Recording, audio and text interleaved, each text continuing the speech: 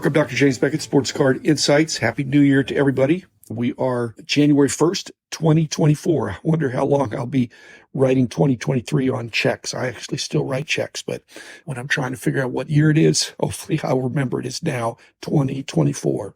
But Happy New Year. It's an opportunity to look forward, not back. I'm not going to review the year so much. I think a lot of people have done that. I'm going to look ahead.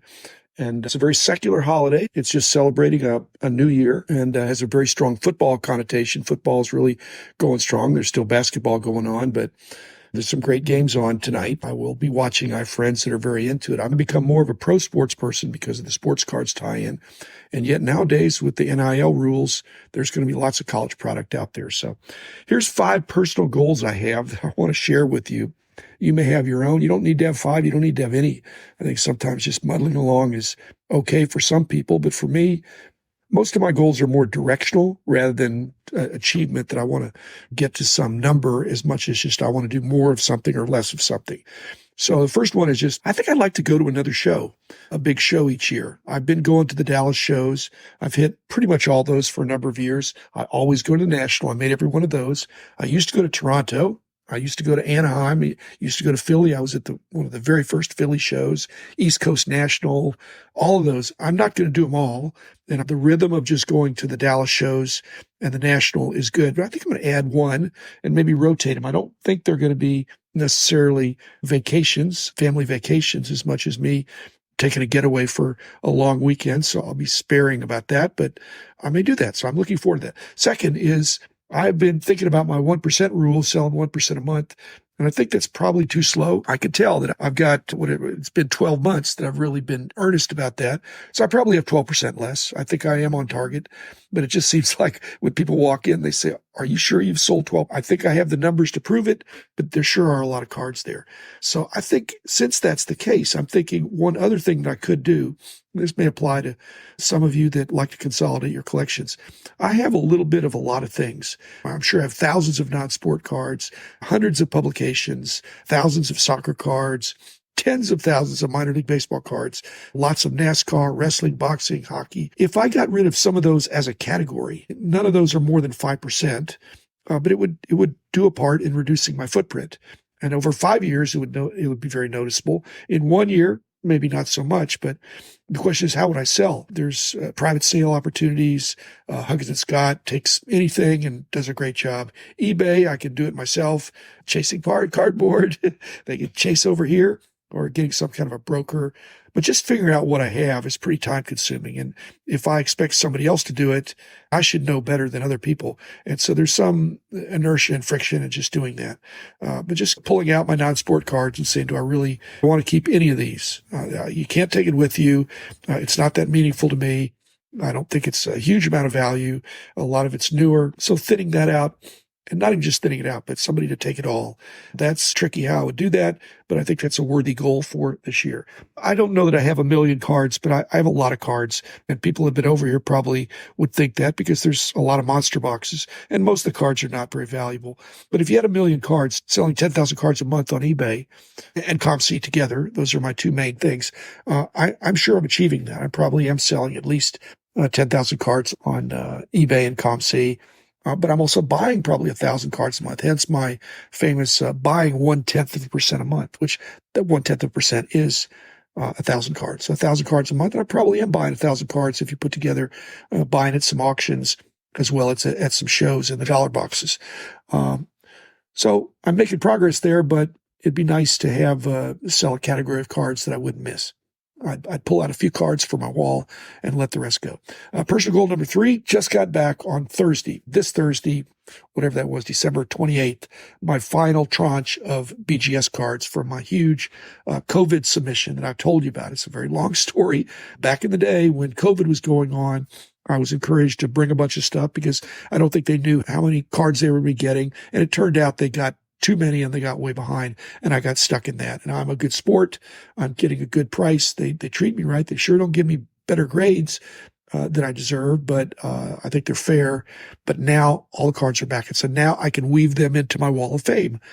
And so that means I can finish my series of short 6-minute YouTube card wall videos, perhaps by the end of the year. It does take some time. Of course, when you say end of the year, some people will end of what year? 2024, I'm really hoping that I can knock out those videos. It'll be fun for me. There's some preparation. I can lay out the cards, and I'll be blending in some cards that I got back. And I've got another wave of stuff I'm sending to BGS, but I've got enough that I can do those videos and probably get the first pass. I'm up to the letter F, but I've got some great cards, obviously, from G to Z. It's all sports, alphabetized, and I think you'll enjoy. And basically, it's more like, I think I can explain that it's more like seeing semifinalists, like the Hall of Fame does. So my current card wall of fame are more like the semifinalists.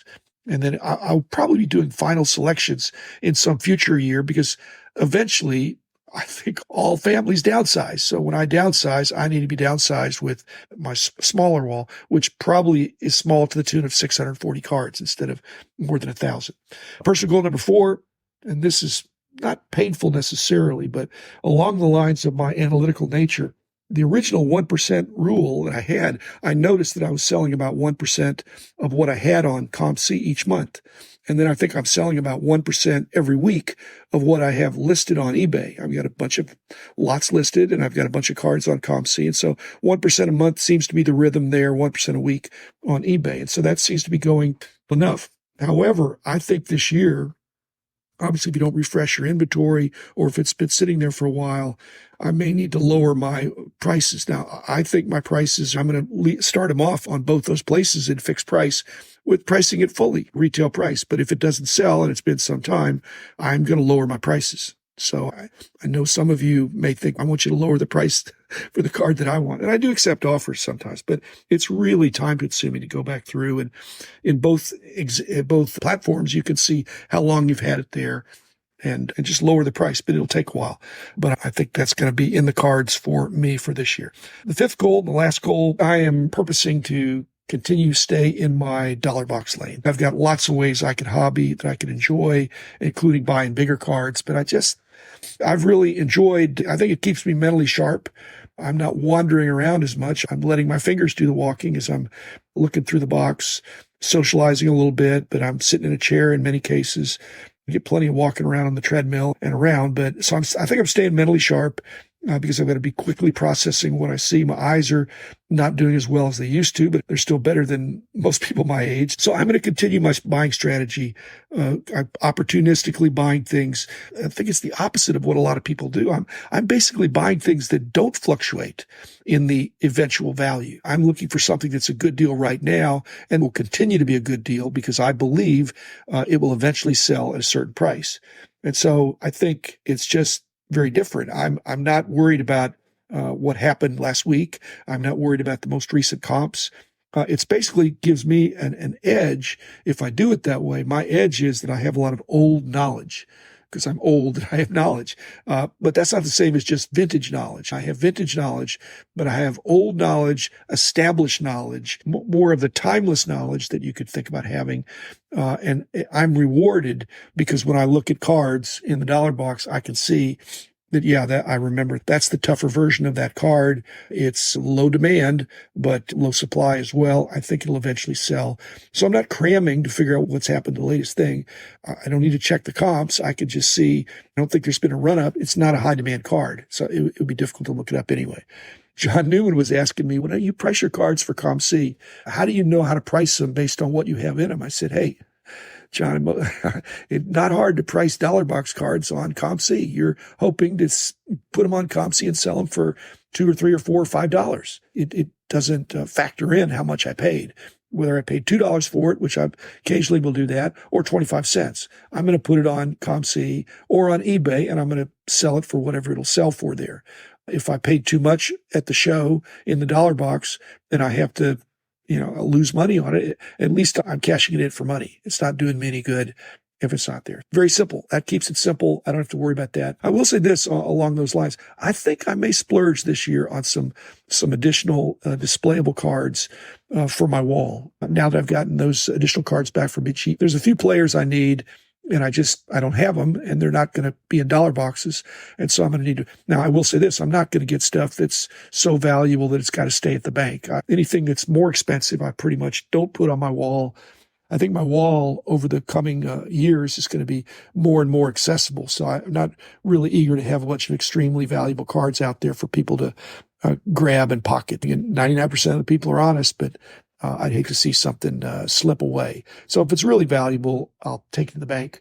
But if it's a decent card that people would enjoy, I'll pick it up. Those are some of my personal goals for and 24. I may have some other ones. Again, I'm not being hard on myself. It's more business as usual and enjoying and trying to simplify as I would much rather buy than sell. I don't like to sell, but I need to sell because I need to get my collection in order. I've talked about having a subtraction by addition. Well, I got a bunch of cards a couple of years ago, and that helped me sweeten up and improve my eBay lots. But at this point, I don't think I really need to do that. I need subtraction by subtraction. I just need to sell some stuff. And I think that's a good idea to think about selling a whole category of cards that I just haven't looked at. If I haven't looked at it for a few years and nobody's asked about it, then I need to find a new home. Don't deluge me with suggestions, but eventually that's going to happen. So thanks, everybody. And I hope this is a great year for you, for everybody. And I will be back again on Wednesday with another episode.